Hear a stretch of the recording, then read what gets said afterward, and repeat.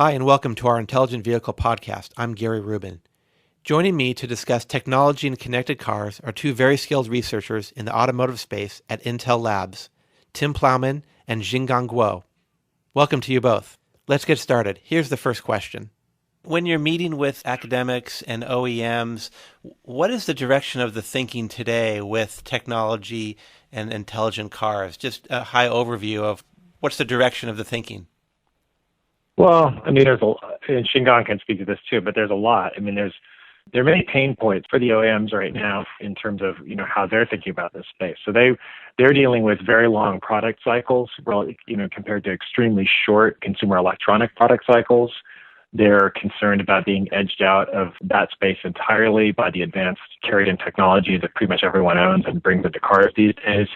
They're also facing fragmentation in terms of their traditional supply chain with respect to OEMs and tier ones, sort of being responsible for the ultimate design and integration of in-vehicle information or infotainment systems into the vehicle. So they're, in a way, my perspective is that the OEMs are struggling to sort of find a foothold in the sort of technology tsunami that's sort of swamping most aspects of our lives. So we're in the midst of an IT revolution in the automotive space and the transportation space, but it's kind of early days, and there's lots of things from, everything from standards and protocols down to regulatory guidelines that have to be followed in terms of implementation regarding driver distraction.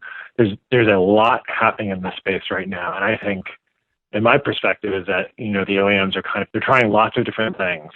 They're coming to people or companies like Intel to help them sort of navigate the infusion of technology into the transportation space, and also how to deal with things like the drop in the importance of purchase of a vehicle among sort of key demographics, right? The millennial generation rates connectivity as a much more desirable asset than a vehicle, and 20 years ago that was obviously a very different thing. So they're under quite a bit of stress in terms of how to deal with technology in the space. And I think, Intel certainly provides a reliable and knowledgeable partner as they, sort of undertake to navigate this space. What are some things that automakers should be doing and thinking about so they don't become obsolete in this landscape? What's your advice? Xinggang, you want to take a stab at that? Yeah, I'll take on this. I'll give you two examples and to show what they need to do differently. One is more positive, one is more from the urgency point of view.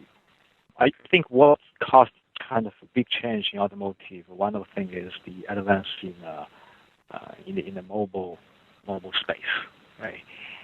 Just to give you one example, people seem to say, hey, a lot of the safety kind of rated hazard is because people want to use mobile device. And the car definitely wants to be able to provide or to match some of the services so the people, then the driver doesn't have to use mobile phone. However, think of today's process. If the car maker basically says, here's my requirement for my 2017 model year, right? For the requirement, they say what kind of application, what kind of ability they need. But when at the time they release the vehicle hit the market 3 years later. During that time frame, Google has probably released 6 generations of Android OS. By the time you're doing your planning today, when your vehicle reaches the market, you're not only late, you're again is falling behind mobile phone by 6 generations. So something that the OEM has to do is, if the mobile mobile industry is driving a big part of the requirement, they have to find a way to somehow match the agility. One of the things is, they have to be able to somehow separate the hardware life cycle management from the software innovation. So the software and hardware have to have different cadence.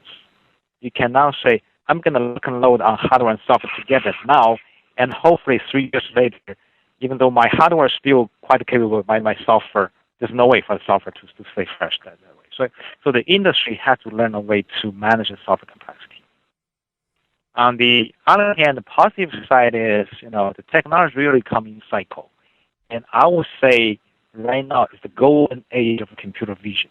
But at this stage, computer vision, because of the algorithm, because of the computing capability brought to the market by Intel-like companies, you can do a lot of very practical things. An embedded box can tell a pedestrian, can tell the curvature of the road, can tell you how to drive safely. However, like Tim said, there's a lot of regulation. And then I think over here is automotive industry cannot always wait for the government to tell them what to do, what not to do. I think the industry should have a interest in forming alliance, and industry should keep pushing the envelope, like keep pushing the technology envelope, and let markets, let consumer to decide and choose, and don't always wait for the government to tell them. Thank you, Tim and Jinggang, for being with us today.